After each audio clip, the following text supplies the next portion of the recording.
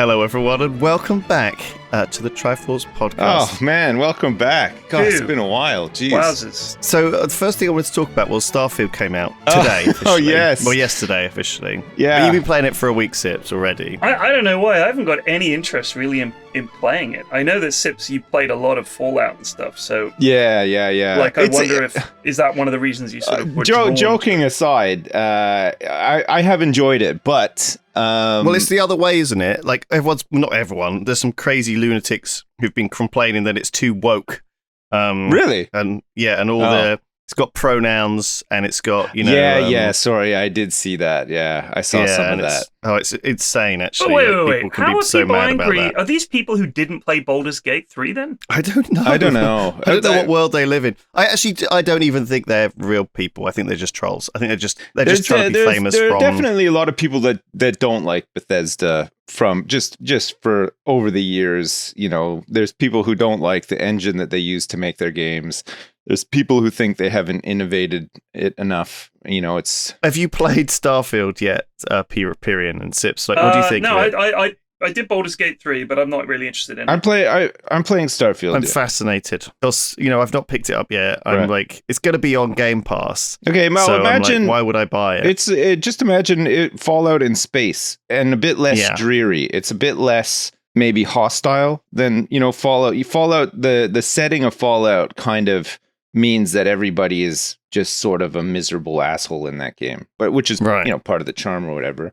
There's a bit less of that in Starfield. It's a bit more like we're on the frontier of human exploration and stuff like that. So there's a bit more like positivity, but it is just a big janky Bethesda RPG. Yeah. I'd say it's expectations. Like my expectation was, okay, great. It's another Bethesda game. It's single player, and hopefully it's just Fallout in space. I hope it's just goofy and more of what I've come to expect. And on all those levels, I think it delivers. I think it's great. Does it still do that thing when you talk to people where they sort of turn and look at you and then it zooms in a bit in that weird way? Yeah. I don't know why that. That's such a Bethesda thing. I don't know. It's it's just one of those things. But like depending on how you catch them or what's going on, you'll be mid dialogue and your follower will just like climb up on a table and stand right in front of them and stuff. Like it's the same old stuff. There's bugs from, 2-3 games past that are still apparent, people sinking into the floor while you're talking to them. And sometimes like I think the physics are a lot better in this game generally, but every once in a while you'll shoot somebody and they'll just rocket into space and stuff. And it's been fun. It has been a lot of fun. But the combat didn't look very interesting to me. It's not. There's no VATs like in Fallout. In Fallout you could pause time and shoot limbs, and every once in a while if you got like a really good shot it would show like a slow motion action replay of the shot and stuff. There's none of that. The combat's just really basic, but like I saw a fight. The guys fighting some guys in a room, and they're all just shooting the doorway where he was. Yeah, and they're just sort of standing there, and then he just dips in and shoots one and goes back, and they're like, "Oh, he's over there, get him!" And they're just standing around. Like, is that true? The focus. I don't think the focus is the combat. It's not meant to be a shooter. You're meant to be talking to people and sort of weaving your way through stories and. The choices are probably less than Baldur's Gate, I think. Baldur's Gate seems... I haven't played it, but everybody's just saying it is... Dude, you should play it. I think just the really greatest game ever. There's, there's unlimited choices in how you tackle problems and stuff like that. Starfield is not that. There's there's skills that you can invest points in when you level up towards certain things that can help you through tricky dialogue or change the course of things.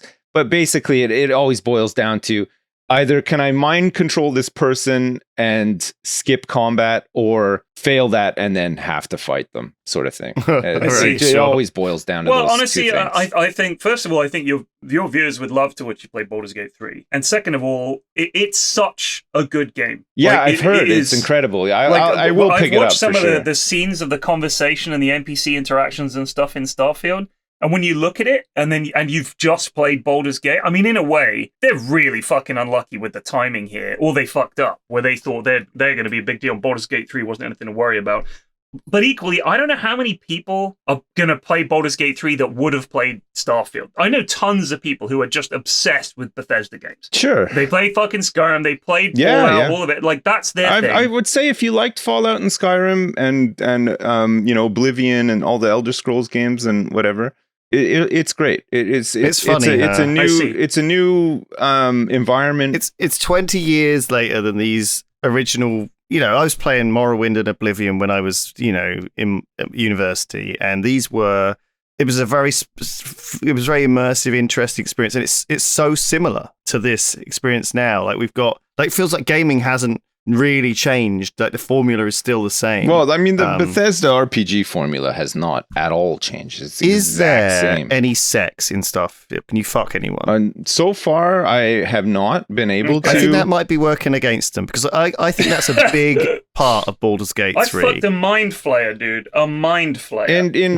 Starfield, there's not even a hint towards any romance or anything yet. So if I'm like 50 hours in... Baldur's Gate 3 is, let me just say... the horniest game. It's the horniest game. It really is. I've done one main story quest in Starfield in 50 hours, so yeah, I think the lead dev said you can spend like 60 to 80 hours just fucking wandering around doing shit. Oh my god, yeah, it's vast. There's a lot of...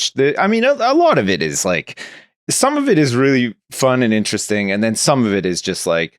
go to this facility and kill everyone for 3,000 credits. You know, like the procedural and stuff. And the facility is exactly the same as the one that you saw before. Exactly. All right, so here's a question for you. Loads of people were complaining about the fact that you can't just get in your ship and free fly around. Yeah. Right? Well, yeah. But my question is that really the most fun part of those games? Literally holding down W and fucking There's plenty drifting. of space sims out there that do that. You can play No Man's Sky, you can play Elite Dangerous. Those are all games where you have to in real time travel to your destination, and it takes a long time. But if you love that aspect of it, I'd say, yeah, those games do it really well. You know, maybe I've never played Star Citizen, but I think Star Citizen is like space simmy kind of stuff. And then there's like your X4s and whatever, like the really hardcore ones.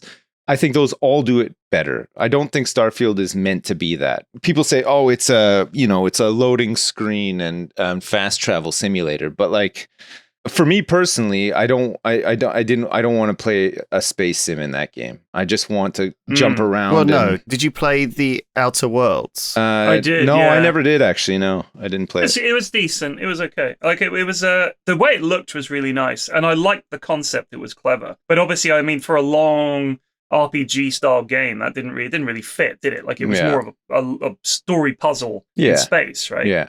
Oh, by the way, so talking of Star Citizen, the total funding that game has received, if you don't know, have a guess. How much do you think the total funding? Oh, like hundreds of millions now. 600 million. Yeah, no, it's insane. $600 million. Where does this money come from? People. It's still kickstarting.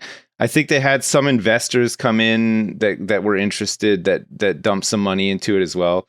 But yeah, it's insane. All right, I want to ask you guys a question about it. Do you think, because this is my opinion, I'd like to know if I'm off base, Star Citizen is the OnlyFans of games. Oh my god. People are obsessed with it. It's almost like a parasocial relationship. They think they're a part of the dev team. And there are whales out there who are dumping thousands and thousands and thousands of dollars. I think it is. I think it's the sunk cost fallacy as well. Like they've spent so much on it as well. Maybe. They're like, well, it has to be good. I think some people genuinely just want it to be this perfect game, which is kind of what it's setting out to do, right? It just wants to be... It wants to stand on its own as just the ultimate game, which is... But that's what we had with Cyberpunk before that came out, and Starfield just 2 weeks ago. Yeah. No one had played Starfield, you know, not even review copies that had really gone out until 2 weeks ago. And, you know, but everyone was hyped out. No one really knew what to expect. It was so much hype, so much like, this is going to be the greatest game ever, blah, blah, blah. And I was like, look, we've been here before. You know, we all know that it's going to be a game that runs on a PS5, right? Have you seen the Starfield clip? How good can it be? Of the guy who filled his ship with potatoes? Yeah. Fuck me, man. That's so funny. He opened the door and then just fucking a million potatoes come spilling out. It's so funny. I mean, the effects and the way it looks, it's very pretty. It's great, yeah. But I love the aesthetic. I love the not... It feels like not too future space, you know? No Man's Sky felt like way too future space. Everything just looked too fucking weird, and I really like the aesthetic. I like the StarCraft Terran aesthetic, you know, the chunky, almost like space cowboys sort of stuff, you know, like it's everything like, just Firefly kind of. I guess so. Yeah, I've never watched it. I know what it is, but I've never watched it. But it's Great like show, man. it's almost like feels like near future space, you know, like the insides of all the ships just look. Here's a game I like that's like, it feels like a spacey game, and I've yet to find a space game that really has this feeling, was Subnautica, the original Subnautica. Yeah. I felt when I was exploring in that game, genuine amazement and claustrophobia and discovery. Yeah. Like when you go through a tunnel and you come out and there's the first time you really find one of those big underground caves. Yeah. And you sort of set your marker and go back up because you're running out of shit. Yeah. And then you straight back down there and you're exploring, you're finding new things. I really felt a sense of discovery and exploration that when I played No Man's Sky, I think the whole nature of you've got endless worlds. It's like, yeah, but that means there's no attention to detail in them. There's no. Well, it's just essentially No Man's they Sky, are all going to be the same. They're just rocks in well, space. Every planet in No Man's Sky is colored like baby shit as well for some reason. Yeah. Well, part of the problem is that when you have a procedural generation that's generated by basically a pattern generator, humans are very good at recognizing patterns, and everything seems immediately very boring. Well, give it a few years and we'll have GPT whatever doing it. I think the Game Plus stuff in Starfield is like that. When you land on a planet, you can land on this completely what looks like a barren planet. You'll see there's little settlements all over the place, but they're all just little mini dungeons, you know? Kind of like Skyrim, how you had, you know, you'd walk by a cave and you'd be like, oh, I wonder what cave this is. Right. And you'd go into it and it would just be the same cave you'd been in a million times, with like a big white at the end of it, and then a huge chest once you kill him that has some gear in it. Yeah. And then there's like a nice fast escape route out the back. But you never go to that cave again. It has nothing to do with the story. It's nothing to do with anything. It's just a little tiny mini dungeon for you to pass time in to get some supplies or whatever. There's loads of that in Starfield. Like, but the stuff that's interesting that's handcrafted is usually marked on the map. You can see it. Well, I think it tends to be side quest stuff or additional content. I think with Baldur's Gate, apparently like 500 people have completed it in the first 2 days, you know, of it coming out. And I think it's a similar thing with Starfield and Cyberpunk. If you stick to the main quest, you can do it. Yeah, you'll cane through it. Usually it's a little bit challenging because you don't have the levels or the gear or the stuff. Yeah. But if you do all the side quests, then you come back to the main quest. Yeah, you have trivial, the opposite problem of everything's just trivialized. Yeah. So, yeah, but I get the whole idea of people wanting to complete the story and be following things and get this sense of completion and do all the achievements, you know, like Elden Ring. I remember that was something where I looked at the achievements and was like, I can do all these, let's finish them off. I mean, I play Fallout and Skyrim and now Starfield the same way I play Stardew Valley. I just want to collect everything. I want all the mugs. I want all the... Yeah, it's impressive to me how much fucking stamina you've got for that shit. It's crazy. I want to collect all the armors. I want to collect all the followers and house them and stuff, you know? Like, it's the dumbest, most mundane shit, but I love it. It's not, but it's like, it's tapped into something about us, you know? It gives you this sense of achievement, like, beyond the sort of arbitrary story, you know, that's been forced down our throat kind of thing, you know, that you have to follow along with and you can't modify and you can't change. Baldur's Gate apparently has like 1,000 endings, right? Or some bullshit. Really? But I mean, of course it doesn't. It's obviously that many endings, I guess you could figure out by how many followers you've killed along the way and other crap. Right. Yeah, so, I mean, there's lots of characters that sort of, you do something in Act 1 and then you see them in Act 2 or Act 3. And, you know, it does have loads of different, like someone might die, but someone else might live. So in terms of combinations, and also what class you are, what decisions you made along the way, like it does all add up to different endings. Are all the followers like uniquely like voice acted? They all look different. They have backstories and stuff. And then you pick and choose which ones you want? Yeah. 100 times better than in Starfield. Like, apparently the followers in Starfield are really bad. Well, I found one so far. I played for 50 hours. I hired another guy, but he just sits in my ship. He's like he's a hireling. He's an count. alcoholic. Yeah, you can hire those in Baldur's Gate as well. The only reason I have a follower right now, because I guess because I haven't done the main quest, is because at the start you can pick these perks that sort of change the whole game in some small way. And one of the perks that I picked was it's not really perk. It feels like a curse most of the time. Is this it's called the Adoring Fan. So I was on my own for a while, and then all of a sudden, this really keen guy comes running up to me at the starport, and he's just like, "Oh my god, I love you so much," and all this stuff. I have a tiny penis. Yeah, and then basically, oh my god, that happened to me yesterday. You get him on board, and now he follows me around everywhere. But some of his voice lines are really funny. You know, you'll land on a planet and he'll be like, another perfect landing and stuff. Like it's really fucking good. Actually, it's great. But that's the only guy I have. I have no other followers, so I couldn't tell you apparently if the other ones are good or bad. There's apparently like 4 or 5 main followers and then like some additional ones. All right. But in Baldur's Gate, you can customize their class. You know, you can so they can fit in your party. All right. You can really pick the kind of people that you want to play with. Because some people, there's this vampire follower, right? Who very early in the game, you get him like immediately, and within the first couple of hours, you wake up with him like leaning over you, sort of going to suck your blood, right? And you have so many options. You know, you can literally stake him right there. And then he's dead forever. Or you can like let him suck on you for a bit, and you can actually let him suck on you so long that you actually die. It's mental. Like all these choices. That's crazy. You know, you can kind of a lot of people have been playing it multiple times because I guess the replayability is insane, right? Like you can do it with different party compositions. Yeah, there are quite a few game over screens because of decisions you've made. So yeah, it's pretty crazy. Yes, it is, which is good, honestly. And also, like I like the idea of not playing it 100% completion, like being like, oh, I'm just going to go and do this bit now and then this bit now, and then I'm going to go to Act 2. I'm not going to do everything because maybe the second time I play it, I'll go back and do the things I missed, or I'll go to other places and it'll be more refreshing. Because otherwise, you feel like you have to completely explore everything on the map before you move on to the next zone. You know what I mean? Yeah. But because of the nature, because I know I'm already missing time and voices and story with companions that I've killed or if forgotten or ignored or whatever. I know that there's going to be more interesting stuff to see if I do it a second time, which is unusual for me in a game like this. You know, I think as well with Baldur's Gate 3 is I know a lot of people for some reason have been hating on Act 3. I really enjoyed Act 3 myself. It's interesting because, first of all, every fight seems different because of the terrain you're on or what spells the enemy has, how they fight. They all feel different, and none of them feel like a grind. I never felt if I had to play this through again, I'd be like, oh, this section. You know what I mean? Yeah. Like where it just doesn't feel that way. It's interesting talking to you guys about it because we played Divinity Original Sin 2, which is obviously heavily based. This game is the same engine. It's similar, yeah. It's the same fucking everything, basically, right? But yeah, Baldur's Gate's more polished and stuff. And I didn't really like Baldur's Gate when it was on early access a couple of years ago, and I didn't rate it at all. And it has exploded relatively recently. And I think that's maybe why it got it sideswiped everyone a little bit because it's hugely popular. But I do think a big part of it is the fucking nerds, the horny nerds. You know, you can have all of the companions are what are called player sexual.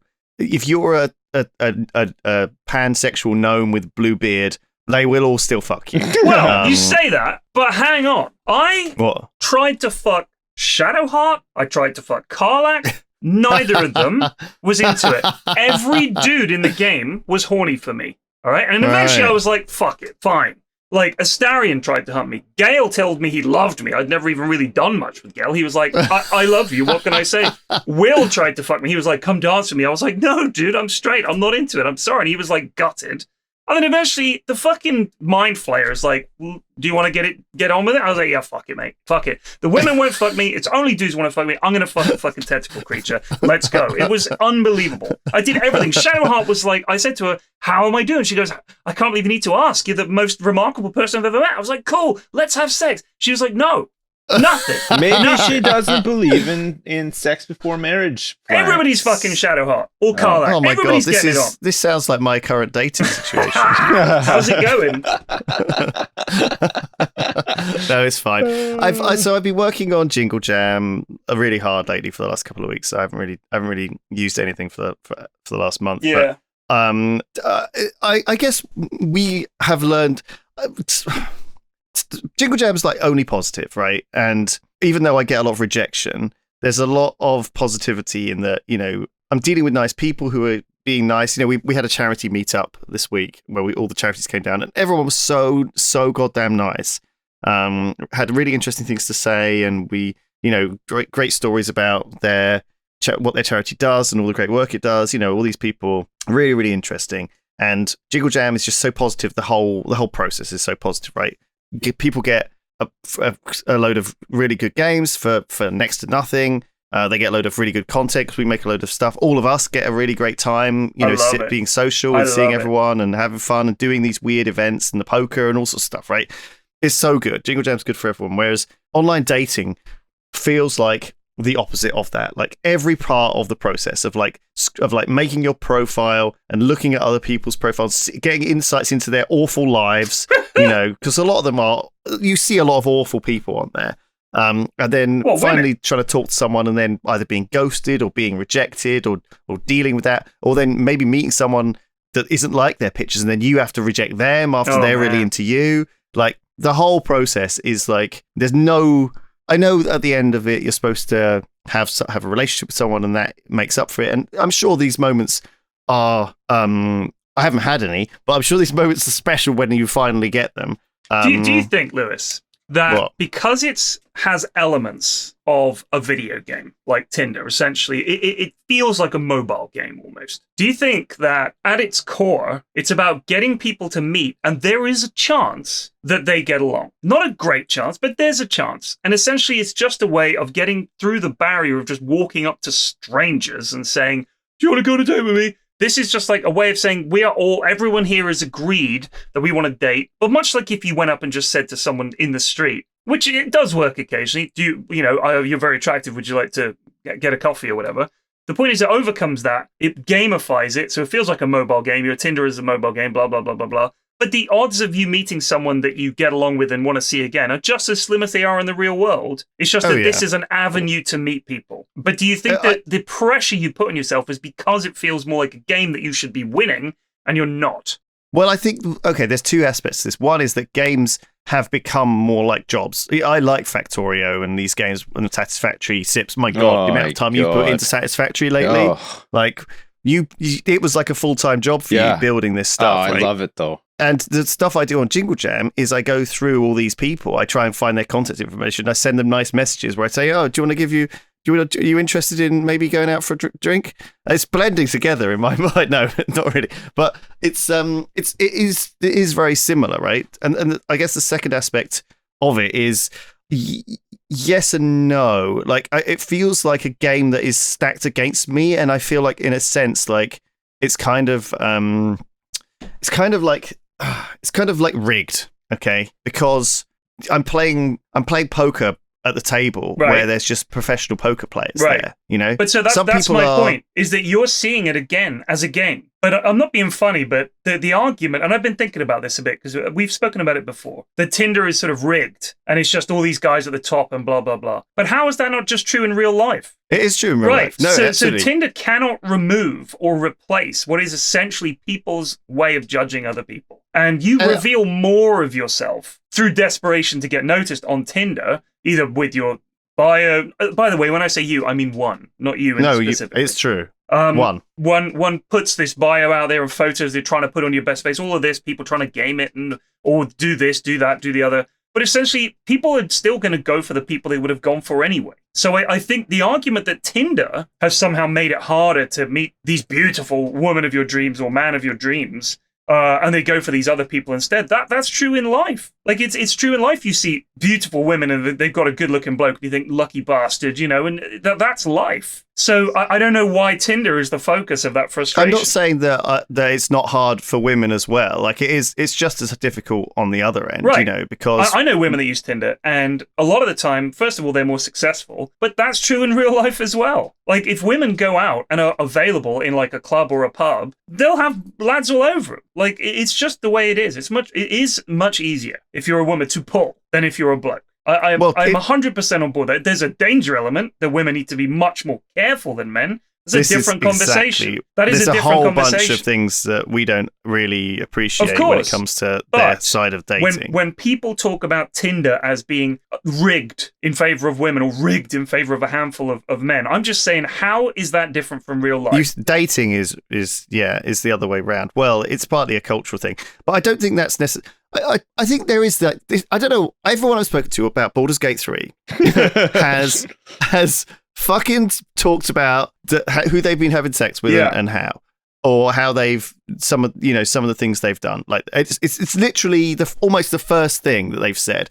And this was how it was back in the day with the BioWare games, with Mass Effect. People would look back on Mass Effect as this great game. But and The Witcher. Actually, at the time, and The Witcher, yeah, of course. Yeah, no, there's a lot of great decisions. Everyone's talking about the boobs and the partner, right? There are a lot. It's a big incentive for people to play these games. Maybe it's not. Maybe I'm making more of it than it should. No, be, I mean, look, think it's in the game, and you're right. It is the number one thing I've seen people talking about. Apart from, look what happens when you accept the hag's offer, or look what happens when you put on the mask in the hag's dungeon or something, which are two random shorts that popped up. I knew what happened in both cases, but it was interesting to see. People love to find out the unusual endings or results of things. But people also, it's just fun because you spend hours with these people and they either make you laugh, or you really like them, or you really don't like them. Sometimes the companions are kind of annoying. Sometimes you think they're fantastic. And I think it's weird that it draws you more into the game. People can see it as a gimmick, but essentially having these relationships makes the game feel more real world. And I think that's drawn people into the characters more and made them more beloved, because they don't just feel like Sips's companion in Starfield, who's just a lump. It's just basically Twitch chat following me around in Starfield. Right, which is funny. It's good, but he doesn't dono. No donos. No donos though. Yeah, no, he does actually. Every once in a while, he's like, "I found something that you might be interested in," but it's always something stupid. Like you think, like, "Oh shit, he's gonna give me like some ammo or something." He just gives you like a juice box with whiskey in it or something like that. Right. Before we continue, Lewis has a word about our sponsor this week. Lewis? That's right, Pyrian. How do you think big tech companies make all their money? I don't know, Lewis. Can you please explain it to me? Burglary. They can track your searches, video history, everything you click on, profiling, surveillance, data harvesting. There are a lot of things not to like about tech giants. But what can you actually do about it when you rely on so many of their products? You could get a job working for them, and then slowly over time bring them down from the inside. I like that. That is a good plan. But to start with, for less than $7 a month, you can join me and fight back by using ExpressVPN. It helps you anonymize much of your online presence by hiding your IP address, which is a unique identifier that allows big tech to match your activity back to you. Right. I use ExpressVPN on all my devices to make it much more difficult for them to exploit my data and use it for their own profits. I got ExpressVPN last week. Can you tell me how easy it is to use? Oh, it's very easy. It's literally, I just have run at startup, and it's just a button that's like a little window, and I'm currently not connected. I click the button, I'm protected. Yes, and have you noticed any like speed drops or anything? No, and I can turn it on while, like, I'll be watching a YouTube vid, I'll turn it on, and it doesn't stop. The only speed drops he's noticed are the ones the speed he's delivering now that he can do secure transactions using his VPN and not get caught. Am I right? Yeah, you exactly. are correct. No, it's great. I really like it. So if you don't like big tech tracking you and selling your personal data for profit, it's time to fight back with ExpressVPN. You can visit expressvpn.com/Triforce right now. Protect your online freedom and privacy. It's expressvpn.com/Triforce. On with the show. So I read this week that Starfield, people do sink hours into these games, and there was a couple playing Starfield late into the night, and apparently it like saved them from death. They were binging Starfield, and there was like a deadly fire in their apartment. It was like an explosion, and the fire spread really, really fast. Well, they didn't notice? And no, so they were there up at like 3 a.m. Oh. And he heard this explosion, looked out the window, and there was like fire coming up his stairway into his apartment. And he and his wife grabbed the cat and apparently went straight out, only got minor burns. But if they'd been asleep, they'd be dead. Yeah, they could have died. Yeah, that is insane. So Starfield literally saving people from death due to them staying up all night. It's really weird with Starfield. It feels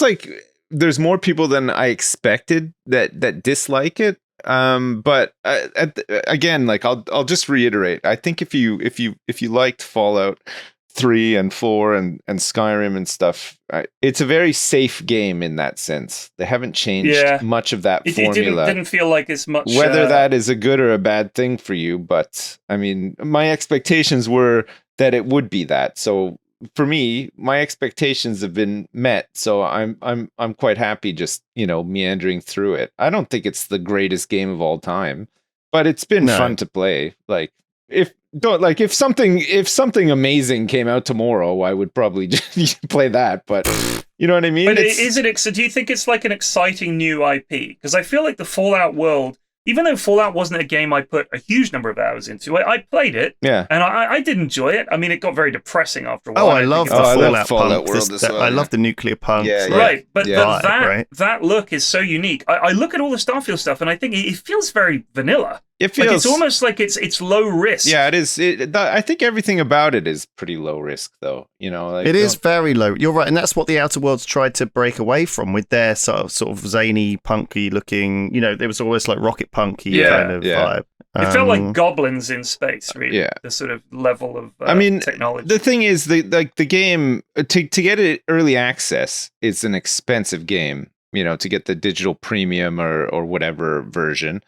But the fact that you can just play it on Game Pass, if you've already got Game Pass now that it's released, because it came out yesterday, is, you know what I mean? I feel like it's a no-brainer. I mean, if you played enough Fallout and Skyrim and other Bethesda games, it's a good chance that you'll like this one as well. But I don't think it's not going to change the world. It's not going to blow your mind in any way. But it's a fun enough game to play through. But then again, I think that's what people are after a lot of the time. Yeah. Did you think obviously people have like the ability to suspend their disbelief when it comes to watching television and romantic things, and people watch romantic movies or Bridgerton or whatever, with everyone, or Love Island, with people all fucking each other. It doesn't mean that they want to necessarily do that. No. It's escapist. Do you think it is a very escapist, sexual encounters in Baldur's Gate? Do you know what I mean? It's like it's kind of got everything. You could be a psychopath and murder a family. Yeah. And you can also I like how open it sounds, because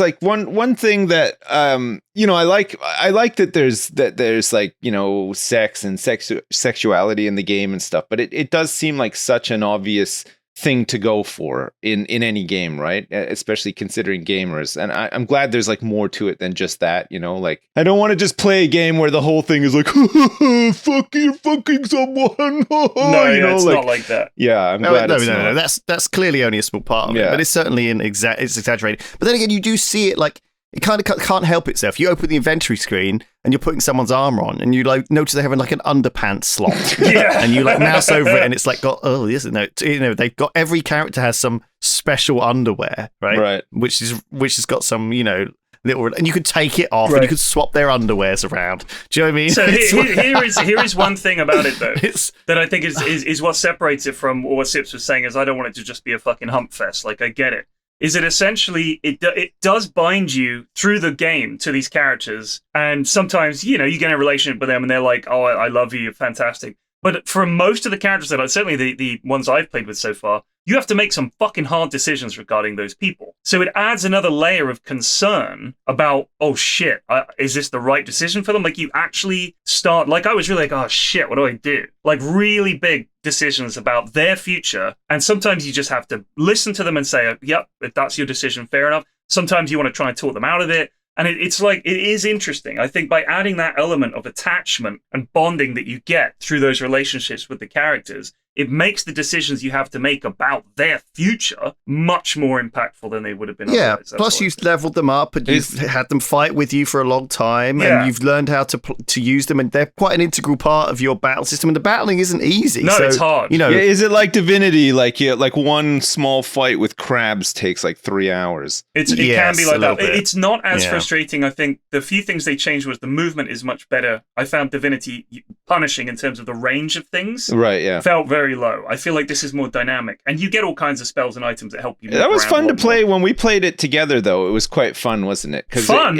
In the end, we had we had a bit of a flow. I know it was chaotic, but we had roles, right? I remember playing. Me and you played the first one, didn't we, Lewis? Didn't we play through the first one? We talked about this a lot, and I think my recollection of it is that this was almost something that broke our friendship up. we stopped recording. Did we? Anything together other than Triforce because of one particular episode of Divinity 2 What? where you were in a village and we Right. were sneaking around and there was like one way that you could go and one way you shouldn't, and I went the wrong way. Right. And that was it. Fucking bedlam. We all started shouting. We never played it again after that. I don't remember that. And we have not recorded anything other than this. No, we since then. played some Hearts of Iron for sure.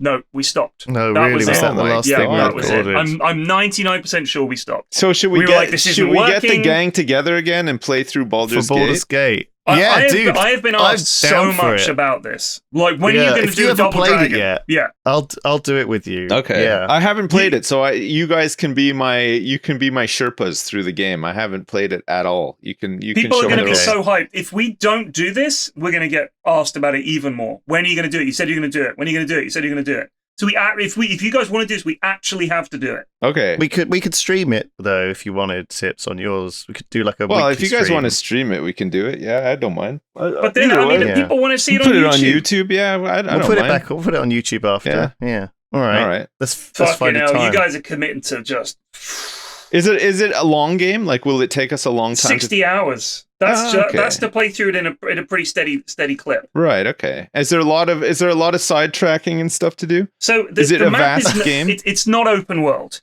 Right. Okay. Like it's basically corridors in the world. So you there's just it funnels you through to the next area, Yeah. and then like each area is kind of like a puzzle to solve, I guess, right? Until you yeah, move like to the next one. every area is unique. Sure. There'll be there's different bits. You can just go wandering off. You can, and there'll be a little encounter there and stuff. The fights are hard. Right. And now this was my issue that I had. My number one issue, and this was Lewis's fault. All right, with the Divinity 2 playthrough, number one issue was the obsession with not reloading. This game, I reloaded every few fucking minutes, it felt like at some points. Yeah. There's a lot of reloading in Baldur's Gate. And Lewis was like, no, don't reload.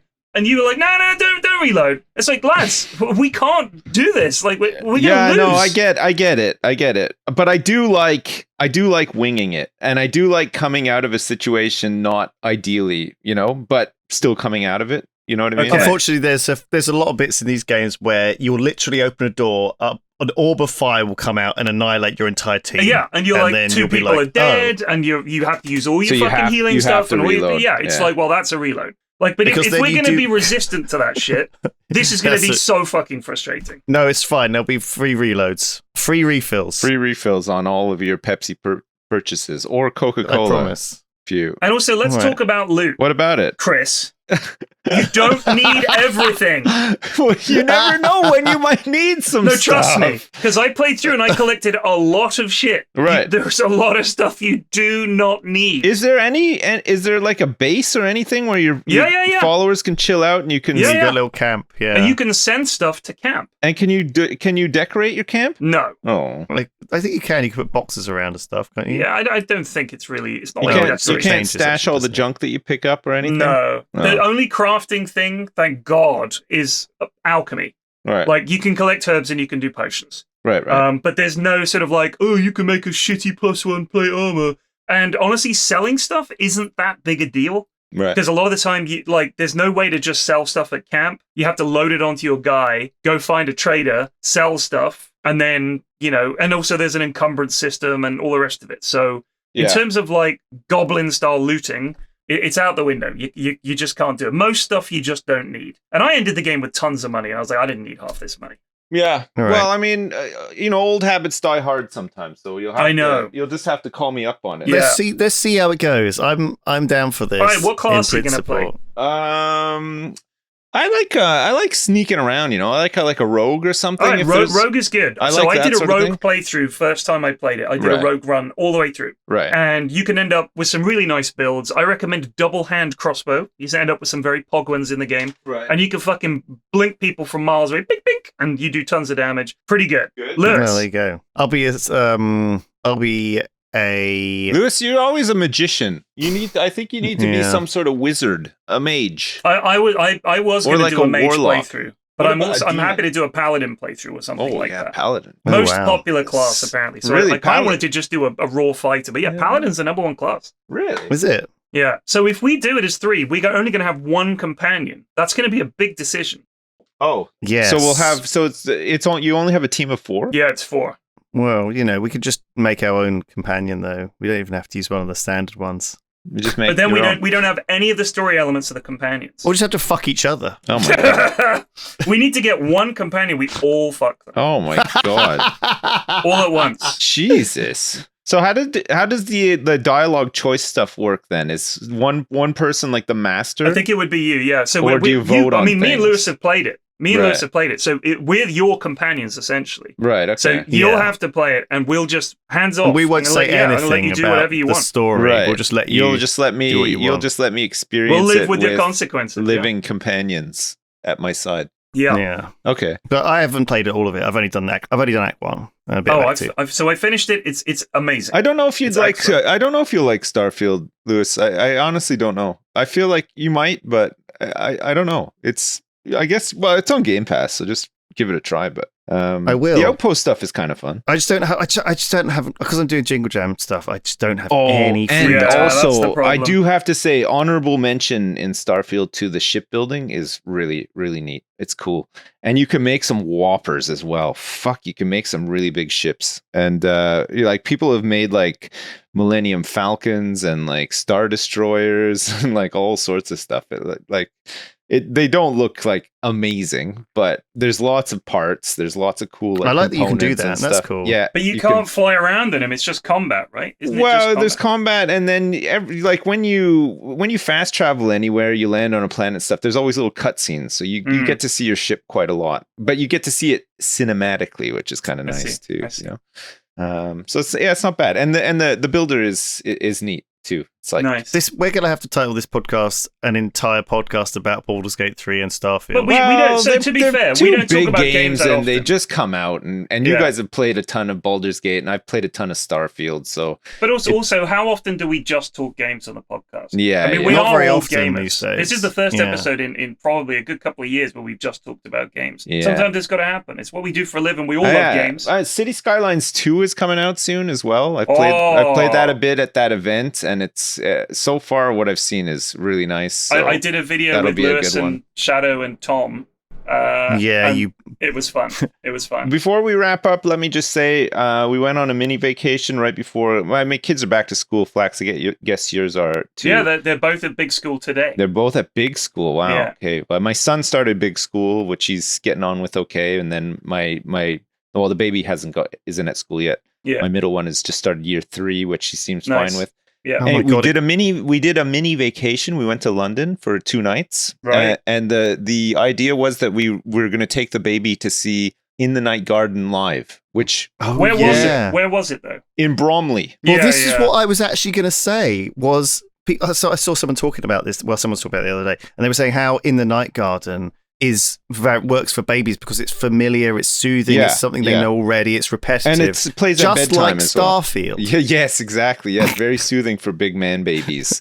It's very sweet. It's very, very sweet. It's It a is very sweet, sweet yeah. show. It's There's long no standing. peril. Yeah, and all of my kids have loved watching it at various points in their lives. The baby as well, but the baby loved it. We made it there, found our way there and stuff. Went, and then when it was done, we took the train back to Victoria Station, Central London, and then we had hours to just walk around Central London, which we'd never done with the kids before.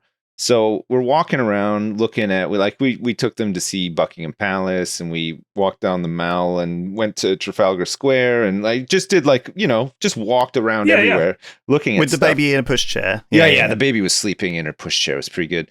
And my daughter was just kind of like, after a while, she was just like, oh, I'm so tired. Can we go home now? And we're like, yeah, we'll just go see one more thing.